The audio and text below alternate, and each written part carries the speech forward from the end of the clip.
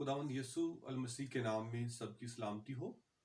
اور آج ہم خداوند کے مقدس پاک کلام میں سے فلپیوں کی کلیسیا کو لکھا گیا پالوس رسول کا خط، اس کا چوتھا باب اور اس کی چوتھی آیت سے 7ویں آیت تک خداوند کے کلام کو پڑھیں گے اور اس میں سے سیکھنے کی کوشش کریں گے۔ میں اس حوالے کی تلاوت کروں گا۔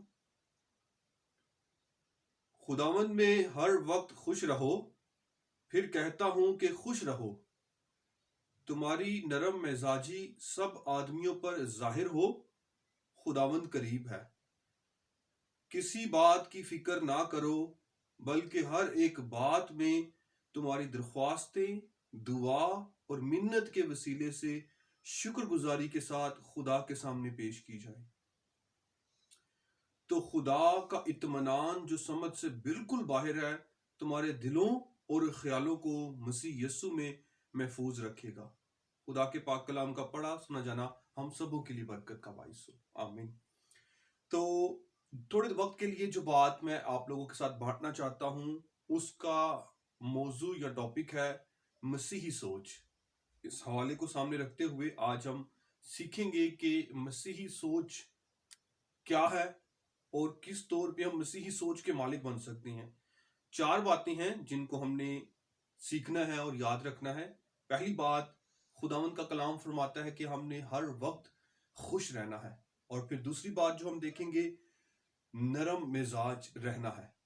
تیسری بات، کسی بات کی فکر نہیں کرنی۔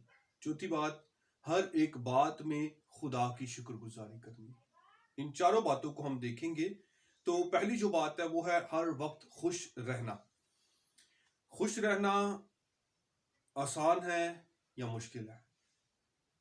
اور میں سمجھتا ہوں کہ اگر خداوند کا کلام خوش رہنے کی تعلیم دیتا ہے تو پھر اس خوش رہنے میں ہماری روحانی اور جسمانی بحالی ہے۔ اور بے شک اگر ہم اداس ہیں، پریشان ہیں، تو یہ پریشانی ہماری جسمانی بیماری اور جسمانی طور پہ پریشانی کا باعث بنتی ہے۔ تو پھر اس آیت میں ایک دفعہ نہیں بلکہ 2 دفعہ کہا گیا ہے چوتھی آیت میں کہ خداوند میں ہر وقت خوش رہو، پھر کہتا ہوں کہ خوش رہو، یعنی کہ اس بات پر زور دیا گیا ہے۔ مسیحی ہوتے ہوئے ہماری سب سے بڑی خوشی ہمارا خداوند ہے۔ جب وہ ہمارے دل میں ہے تو ہم حقیقی خوشی اور اطمینان کے مالک ہیں، کیونکہ یسوع ہی ہمیں خوشی بخشتا ہے اور وہ ہمارے دلوں کو شاد کرتا ہے۔ خوش رہنے کی کوشش کرنی ہے۔ اور دنیاوی اعتبار سے اور جسمانی اعتبار سے بھی دیکھا جائے تو خوشی انسان کو بہت سی جسمانی کمزوریوں اور بیماریوں سے محفوظ رکھتی ہے۔ دوسری بات ہے نرم مزاج رہنا۔ اور سب سے بڑا اور اچھا نمونہ ہمارے لیے خداوند یسوع المسیح ہے۔ کلام فرماتا ہے کہ وہ نرم مزاج کے مالک تھے۔ ویسا ہی مزاج رکھو جیسا مسیح یسوع کا بھی تھا۔ اور بے شک خداوند یسوع مسیح نرم مزاج کے مالک تھے۔ اور مسیحی ہوتے ہوئے ہم نے بھی اپنے مزاج کو نرم کرنا ہے۔ اگر سخت مزاج کے مالک ہیں، تلخ مزاج کے مالک ہیں، تو مسیحی سوچ کے مالک ہونے کے ناطے ہمیں اپنے مزاج کو بدلنا ہے۔ اس میں نرمی کو، حلیمی کو اور فروتنی کو لے کر آنا ہے۔ تیسری بات، کسی بات کی فکر نہیں کرنی۔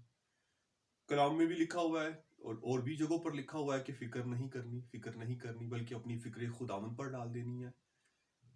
فکر انسان کو بیمار کر دیتی ہے۔ فکر انسان کو جسمانی لحاظ سے، ذہنی لحاظ سے بیمار کر دیتی ہے۔ اس لیے ہر انسان فکروں میں سے گزرتا ہے، اس کے اوپر فکروں کا بوجھ ہے، لیکن اس بوجھ کو ہم کیا اپنے تک ہی رکھیں یا کوئی ایسی ہستی ہے جو ہم سے ان فکروں کے بوجھ کو مانگتی ہے؟ اور کلام فرماتا ہے کہ ہم نے اپنی ساری فکریں اپنے خداوند یسوع مسیح پر ڈالنی ہیں، کیونکہ اس کو ہماری فکر ہے، وہ فکر کرنے کے لیے زندہ ہے۔ روز کی فکریں خداوند کو دینی ہے۔ کبھی کبھی انسان بھول جاتا ہے، وہ اپنے پاس فکروں کو جمع ہونے دیتا ہے، وہ پریکٹس ہی نہیں کرتا کہ اس کو خدا کو فکر دینی ہے۔ اور جب اس کے پاس بہت سی فکریں اکٹھی ہو جاتی ہیں تو وہ ان فکروں کے بوجھ کے نیچے دب جاتا ہے۔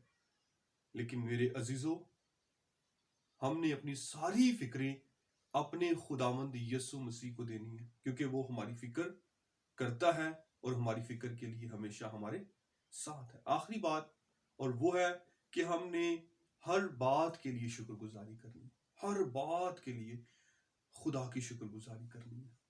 اور بھی جگہوں پر خدا کے کلام میں لکھا ہوا ہے کہ ہم نے خداوند کی شکر گزاری کرنی ہے، کیونکہ خدا کو شکر گزاری پسند ہے، خدا کو شکر گزار لوگ پسند ہیں۔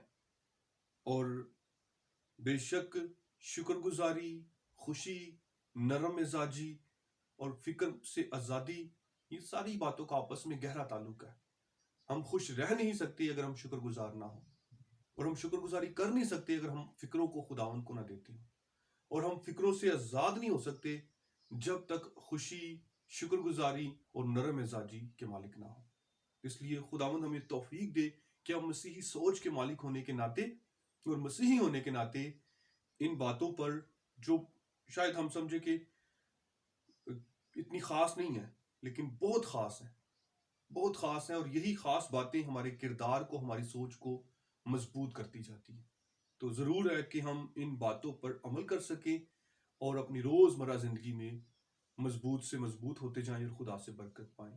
خداوند اس کلام کے وسیلہ سے ہم سب کو بڑی برکت دے، آمین۔